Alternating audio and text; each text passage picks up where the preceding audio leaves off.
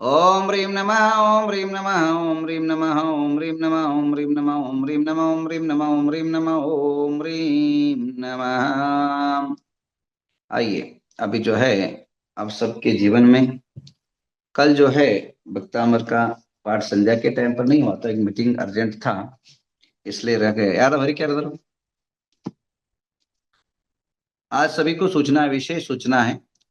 आज दोपहर को ठीक 1 बजे, 1:30 बजे, सॉरी 1:30 बजे जो है जूम का मीटिंग है। जूम पर मीटिंग है, सब्जेक्ट है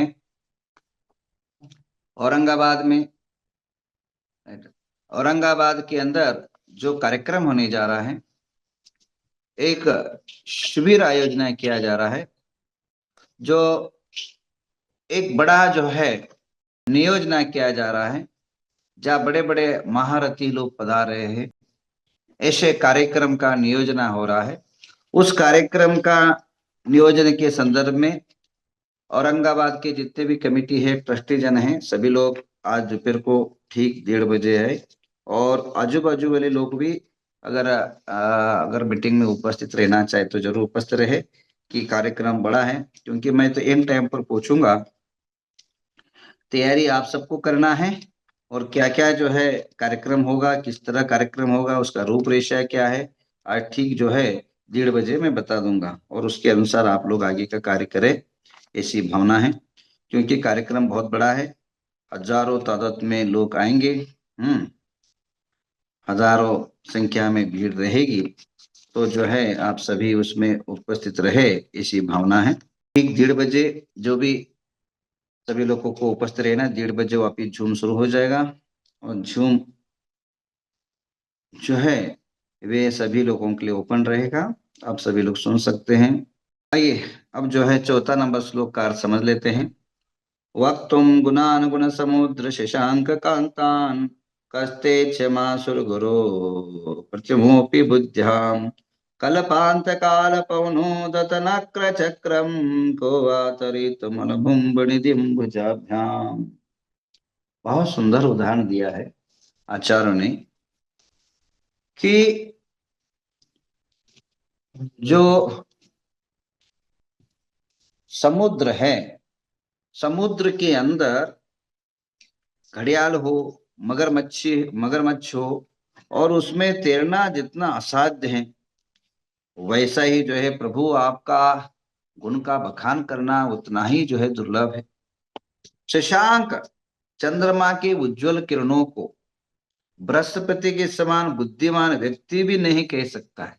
अब ये बताइए, चंद्रमा है, चंद्रमा की जो किरणें हैं वो कहाँ, किस पर कितना इफेक्ट कर रहा है, कोई कह सकता है क्या? किसको शांति दे रहा है, किसको ठंडी दे रहा है, किसको मलेरिया दे रहा है, किसी को जो है नमोनिया कर रहा है, किसी को जो है ठंडी लग रहा है, किसी को आनंद की अनुभूति करा रहा है। ये सारी चीजें कोई क्या आदमी, सामान्य आदमी बखान कर सकता है क्या? शशांक, तुम गुणम, उसका समूह, जैसे एक जो है एक व्यक्ति एक सादा सा एक चंद्रमा का बखान ढंग से नहीं कर सकता है। सुर गुरुपि बुद्धिया, हम तो छोड़िए, भगवान की जो व्याख्या है वो सुर गुरु ने बृहस्पति भी जो है वो व्याख्या नहीं कर सकता है। अर्थात कष्ट क्षमा, मेरी ताकत कहाँ है, मेरी क्षमता कहाँ है, मेरी सामर्थ्यता कहाँ है भाई? अब जो है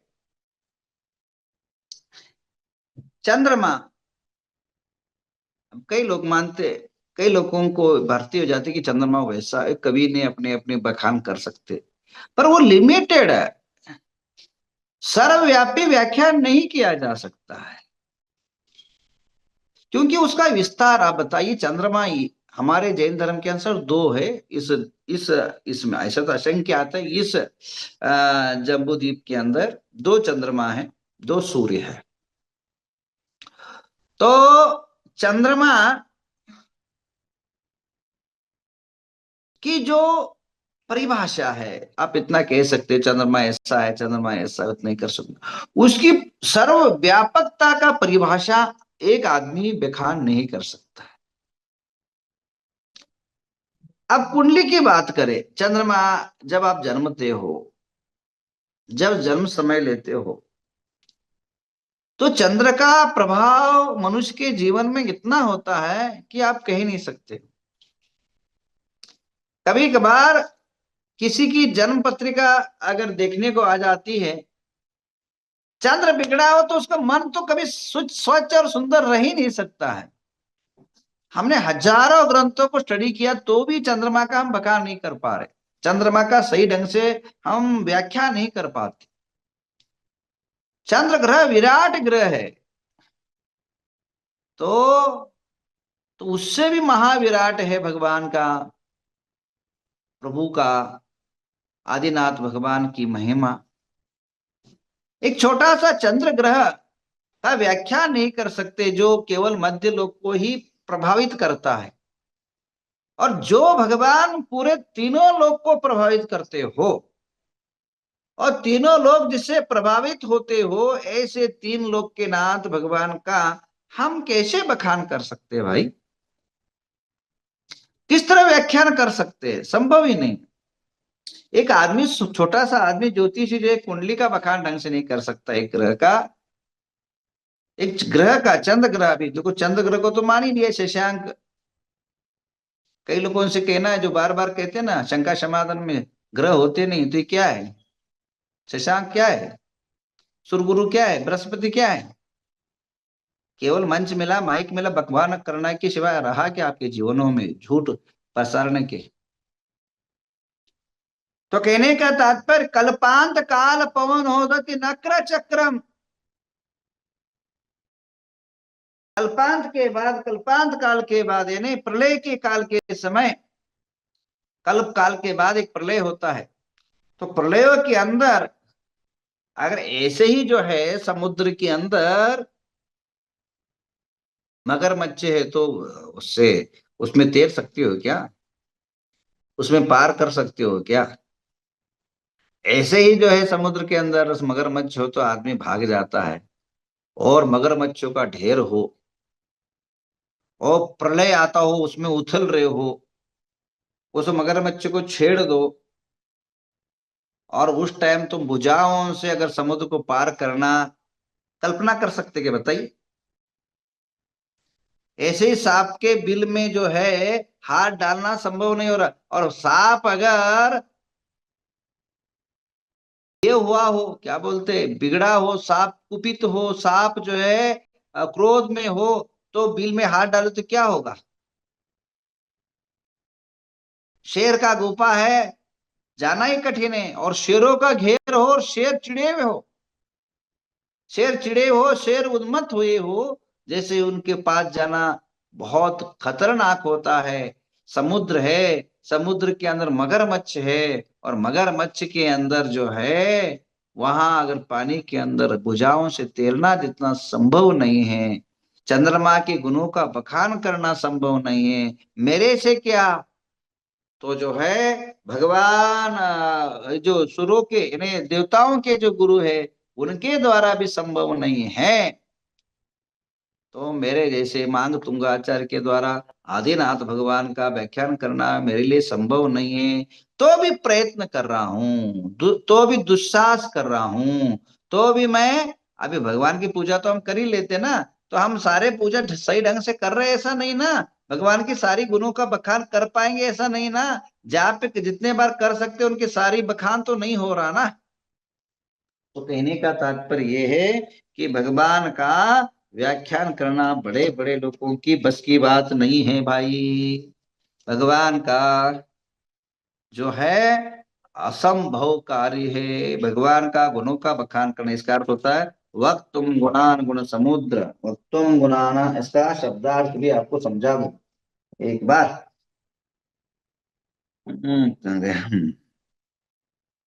हे गुण समुद्र, हे गुणों के समुद्र, हे हे गुणों के समुद्र, हे आदिनाथ भगवान, शशिकांत चंद्र के समान उज्जवल गुणों से, वक्तुम कहने में बुद्धिया, बुद्धि से, सुर गुरु यानी सुर गुरु यानी बृहस्पति के समान अभी पूर्ण को अकह पुरुष, कोई भी जो है संभव नहीं है।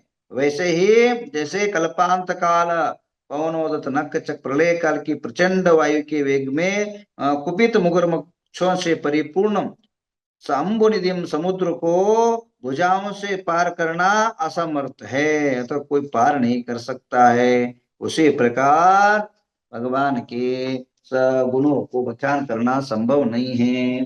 अब इसका मंत्र का दो मंत्र बाकी रह गए हमारे पास कल का, और ये जल के संबंधित रोग है। जल संबंधित रोग और अनेकों प्रकार के, इसका जल संबंधित रोग यानी किडनी, किडनी लीवर, किडनी और आंख, ये महत्वपूर्ण के जल के संबंधित रोग पैदा हो जाए तो उसके बारे में संध्या के टाइम पर मंत्र की व्याख्या करूंगा, संध्या के टाइम पर जम जाए। अब दोपहर को टाइम ठीक आपको दोबारा याद दिला दूं कि योगा शिविर होने जा रहा है, एक दिव्य और भव्य महा योगा शिविर औरंगाबाद के नगर के अंदर हो रहा है, जहां अद्भुत अलौकिक शक्ति आपको मिलेगी। और योगा के माध्यम से जैन अभी तो अपने कई प्रकार के लोगों के द्वारा अपने योगा सीखा है, पर जैन धर्म की योगा के माध्यम से हम समाज को जागृत करेंगे, अपने जीवन की रक्षा के लिए, अपने परिवार की रक्षा के लिए, अपने देह की रक्षा के लिए, अपने आगे के भविष्य की रक्षा के लिए अनेकों साधन योग सामर्थ्यता प्रदान करेंगे, तो आप उसमें भाग लेंगे। इसके अलावा वो जिसके आपने आराधना किया है औरंगाबाद, ऐसे जो राजा बाजार का मंदिर है, उसको 100 साल से बहुत से भी पुराना मंदिर, और भगवान पार्श्वनाथ को तो उससे भी हजारों वर्ष पुराना मंदिर हो चुका है, मूर्ति हो चुकी, उसका उत्सव महोत्सव शतमानोत्सव जो है करने का एक संकल्पना लिया है। तो आप सभी लोग दोपहर को 1 बजे 1 बज करके 20 मिनट पर मीटिंग में हाजिर रहें। और इसी प्रकार 20 तारीख को महामस्तकाभिषेक कुंतलगिरी का दोबारा याद दिलाऊं, ये आप लोग हजारों लाखों करोड़ों काम धाम धाम छोड़ करके वहां पहुंचे, ऐसे जो है आप सबसे आत्मीय निवेदन। एक हो गया। दूसरी बात, बिहार जो है यहाँ से जो है 27 तारीख को बिहार होगा, और बिहार का टूर ऐसा रहेगा, यहाँ से मेरा वो गर्ग गर्ग के अंदर एक मूर्ति प्रतिष्ठापना है, उसके बाद गर्ग होते हुए और अलगूर, अलगूर से बीजापुर, बीजापुर से मंगलवेढ़ा, मंगलवेढ़ा से पंढरपुर, पंढरपुर से कुंतलगिरी तरफ बढ़ूंगा। उसके बाद आगे का प्रोग्राम कुंतलगिरी में बता दूंगा किधर से जाना क्या करूंगा। आ, लगभग 28 तारीख को पहुंचने का प्लानिंग चल रहा है मेरा, देखते क्या होता। आइए अभी आप सबके नाम पर शांति धारा कर लेते हैं। उसके पहले जो है हम सबको आशीर्वाद प्रदान करते हैं, क्योंकि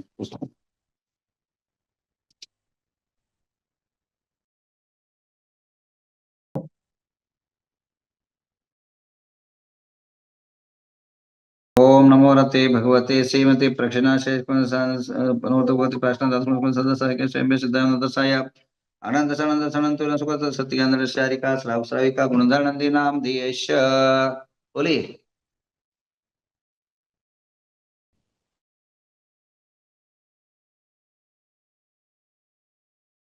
कौन है? आनंद जी कौन है? हरकुटप्पा कौसा